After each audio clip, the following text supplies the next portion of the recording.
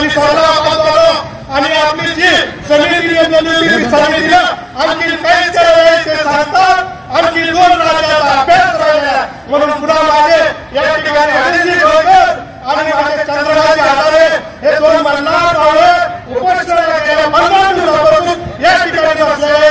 तर या ठिकाणचा राजकीय नेते असतील किंवा या ठिकाणचे प्रशासकीय अधिकारी असतील तर कुणी आलेले बांधवांनो परवाच्या दिवशी मी ज्यावेळेस या ठिकाणी आणि गावाला भेटायला आलो ऍक्च्युअली त्यांची लग्न पण झालेली होती. आम्ही डॉक्टर साहेबांना भांडण केले अरे भरत हा माझा मावळा या ठिकाणी गेला तर माझा धर्म समाज जरी खोऱ्यात राहिला तुम्हाला सुखाने जगू देणार नाही.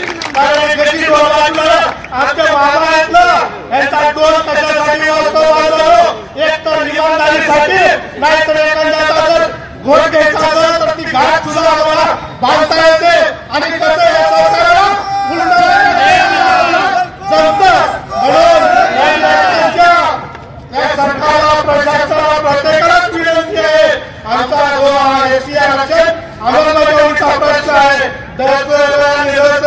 अरे डॉक्टर बाबासाहेब आंबेडकरांनी आम्हाला देश स्वातंत्र्य झाला आणि घटनेची अंमलबजावणी झाली त्यावेळेस आम्हाला धर्माला या ठिकाणी महाराष्ट्राच्या पलीकडे धर्म आहे म्हणून फक्त आंबेडकर साहेबांनी आम्हाला घटनेवरील धर्माचं आरक्षण निर्मिती करून दिलेलं आहे. फक्त त्याची अंमलबजावणी करायचे माझा सरकार तुम्हाला दुसरं काहीच करायचं नाही. आणि तुमची सत्ता तर माझे पिवळ्याच आलेली आहे. तुम्हाला थोडी धडक लोकसभेला दाखवलेली आहे. तुम्हाला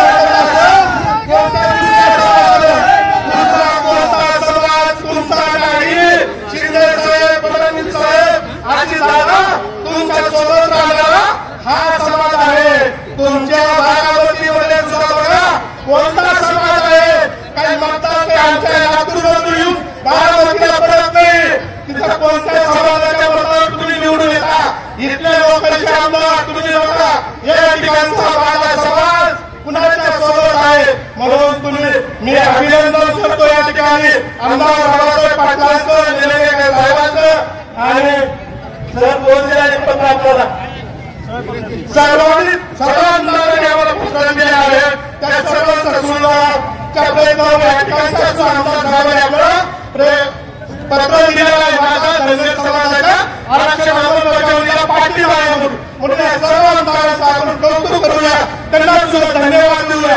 पण माझी आणखी आमदारांना विनंती आहे तुम्ही आम्हाला जसं पत्र दिला तसं तुम्ही विधानसभेमध्ये काही समाजासाठी तुम्ही कुलपण आणण्याचा प्रयत्न केला त्या ठिकाणी ठराव आणण्याचा प्रयत्न केला तसं माझ्या धनगर समाजासाठी सुद्धा तुम्ही प्रयत्न करा. मी तुम्हाला एका धनगर म्हणून या नागपूर जिल्ह्यात शब्द देतो जर तुमची आरक्षणाच्या अंमलबजावणीचा प्रश्न मार्गी लावला तर कुणाचा बाप तुमच्या सरकारला हलवू शकणार नाही. ही माझा धनगराचा प्रत्येक धनगराचा शब्द आहे. कारण माझा प्रत्येक धनगराचा एक वर्ग आज शिक्षण घेऊन घरी बसलेला आहे. ते आरक्षणामुळे असं त्याच्या परिस्थितीमुळे असं त्याला पुढे बाहेर जाता येत नाही. त्याचे आई वडील 8 महिने बाहेर कुठं तर मेंढ्या जातात त्या लेकराच्या घराची जबाबदारी येत आहे किंवा कोणत्या काम परिस्थिती नाजूक होत आहे. म्हणून आपल्या मायबाप सरकारला आम्ही धनगर बांधव या ठिकाणी कळकळी हात जोडून विनंती करत आहोत की आमच्या आरक्षणाचं जी दिलेलं आहे ती फक्त द्या हो मायबाप सरकार. कारण आम्ही आमच्या हातात सत्ता नाही आमच्या हातात मार्ग भरपूर आहे पण आम्ही दाखवत नाही कारण ही धनगर आहे. धनगर म्हणजे भरपूर जे काय करू शकतात कारण या भारतातला आधी भारत जर कोण असेल तर ते आम्ही धनगर आहोत. या भारतातली खाण दाखवून काय कुठे करायचे ते फक्त माझ्या धनगर भावाला माहिती आहे. म्हणून सरकार तुम्ही जा करू नका आणि कुणी तर ह्या त्या समाजाला आम्ही निवडून पडलो हे तुमचा गैरसमज आहे. कारण आजपर्यंत कोणता समाज तो तुमच्या सोबत नव्हता. 2014 ज्यावेळेस आम्ही तुमच्याकडे झुकलो तेव्हापासून तुम्हाला सत्तेची कुठेतरी चव टाकायला मिळत आहे. 1995 सुद्धा मुंडे साहेबांनी आम्हाला मोठ बांधली आमची म्हणून तुम्हाला त्यावेळेस सुद्धा सत्ता आली होती. ही तुमच्यासाठी ज्ञानी माणसाला माझ्या समाजात सांगण्याची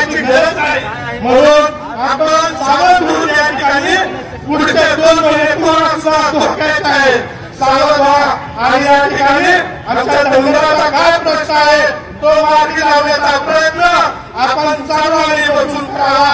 कारण छत्रपती शिवाजी महाराज रयतेचे राजे करत असताना रायगडावर जसं माझी हिरकणी एका दिवशी संध्याकाळी मित्रांनो वरी काही दरवाजे बंद झाले, खालीचं वार होतं आणि हिरकणी अडकली रायगडावर.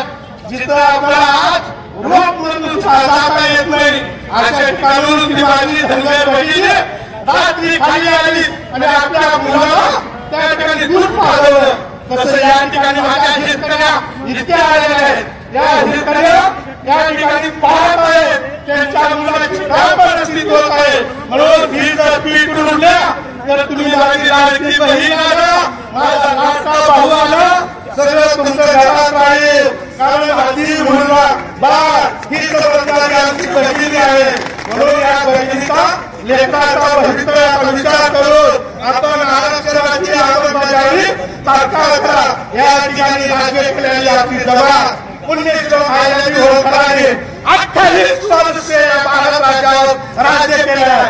8 झेंडा लावण्याचं काम माझ्या बल्लाळ होळकरांनी केलेलं आहे. तसे आपण वंशज आहोत. आपण आपली इतिहास विसरू नका आणि या काळाला टक्कर देण्यासाठी तयार राहा माझ्या बल्लाळ. कारण या सरकारनं आपल्याला या ठिकाणी लवकर जर आरक्षणाची अंमलबजावणी केलं तर आपण महिलाला उचलून यांच्या संघ राहायची तयारी करा. नाही दिला तर त्याचा आपण सर्वांनी विचार करायची गरज आहे बांधवांनो. कारण वेळ वाईट आहे. या अशा प्रसंगात आपण इथं तुम्ही आता फक्त बसून जाण्यासाठी राहिलो काहीतरी या ठिकाणी विचार करा आणि या ठिकाणची लढाई आता माझ्या युवकांनी किती दिवस या ठिकाणी युवक पुढे आला पाहिजे.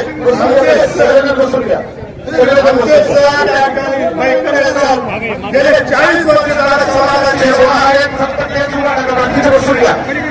आणि तिकडचा रस्ता बंद करण्याची सेवा करण्याचं काम करत आहे. त्या ठिकाणी तरुण माझ्या नागपूरमध्ये धनगर बांधवांनी कारण माझ्या नागपूरमध्ये ना आज 45,000 धनगर बांधवांना मतदान आहे.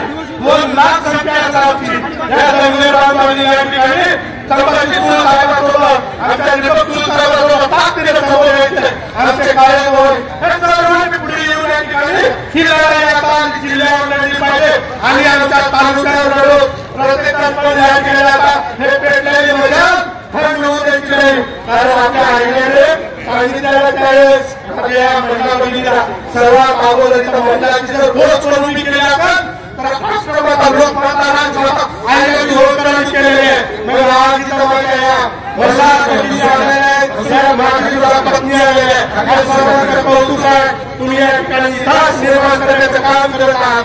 या पुढे जितके पुरुष असतील तेवढ्या महिला भगिनी या ठिकाणी आल्या पाहिजे. मित्रांनो